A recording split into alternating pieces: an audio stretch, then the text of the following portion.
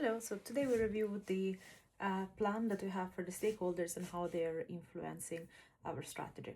So in the pages in the presentation that you would already have, we have reviewed the list of stakeholders. So we would have different level of influence: primary, internal, external, regulatory, and public, then the end user, and the commercial and strategic. And we have here a description with their level of involvement and why it's important to know our stakeholders. In the next page, I'm discussing different profiles, so I'm discussing 5 of them. Now, what I will focus into this presentation is specifically how those 5 engage with each other and how they influence each other. So we start with the investors. They are the ones that decide the funding and the scope, and they're the ones that ultimately enable the project to move ahead. Now, they do collaborate closely with the hotel management, that then is going to be the one that puts in action their decision and choices. Now, it is very important that the communication happens effectively and early, and the reason for that is that it can block everything happening afterwards, and so everyone else in the chain then would be impacted. So, for example, if we have a delay in the approval of the budget,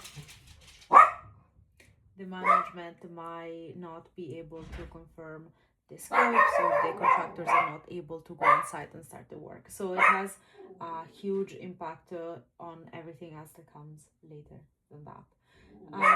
The next one that we have in the chain is the hotel management. The hotel management are the strategic coordination hub. So they take the information from the investors and they would be pretty much the ones that pass it on to the rest of the teams that are involved further down the line. Now, they need to have different level of information that you can find there, like for example the concept proposal, operational layout, staff workflows. They collaborate closely with both the investors, the employees, and then they are pretty much the coordination hub, as I was saying. So they're going to be involved in a lot of the steps across, but they can also be, because of that, the bottleneck, and so delays in their communication can then again cause delays across the rest of the project. So for example, if they don't give an approval, contractors might not be able to, for example, move ahead with the installation of the lights, or we might have delays in the communication with the fire safety authority, which again is like extremely important in this relationship. So all these steps need to be timely communicated with the management, and they also need to be aware that their information is very important in impacting everything coming down the line. Then we have the employees that are not necessarily considered as often substantially as the investors and the hotel management would be, but they usually have a very important operational feedback that can be given and then can be impacting the view and review of the work that is being done. They can provide substantial benefit, but delays into communicating with them can actually cause issues and costly changes then into the program. So it's important that the employees in a commercial project are considered and accounted for and are interviewed early enough in order to impact the project that we're discussing. So for example, say that they request a POS repositioning. That's the example that you will find in the following slide.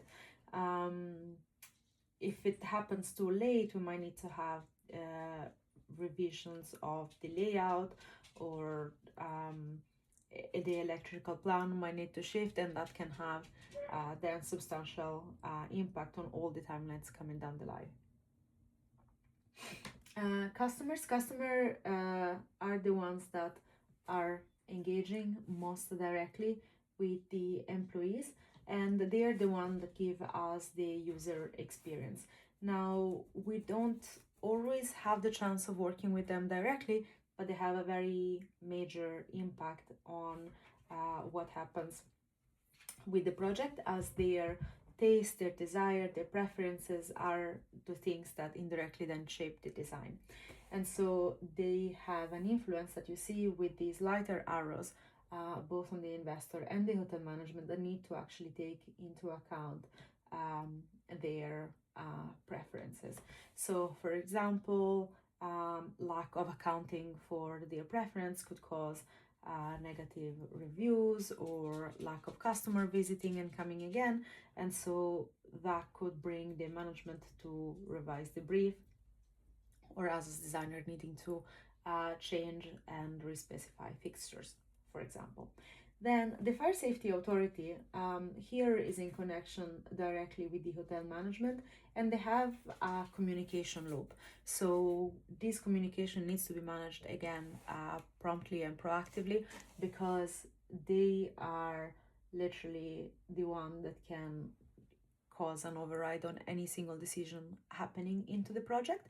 And the reason for that is we need to ensure that there is compliance, and they're the gatekeeper of these of the approval that comes from the compliance. And so again, it needs to have continuous communication with the hotel management and ensure that all the fixtural decisions and everything that comes into the project can actually be approved by fire safety authority. Otherwise, we risk to have delays in opening, if at all, and here we see that impact goes directly into the investor. So again, lacking of communicating with them promptly could cause the lack of approval in materials. So we would need to reselect the material, possibly reorder them, change in the supplier lead time, and then into the contractor review. And so these are how the communication runs and influences different users. And then in the following slide, you would have example of, which are the ones that I've been mentioning now, example of how delays or lack of communication across these would be impacting on each other. So hopefully this helps. Thank you.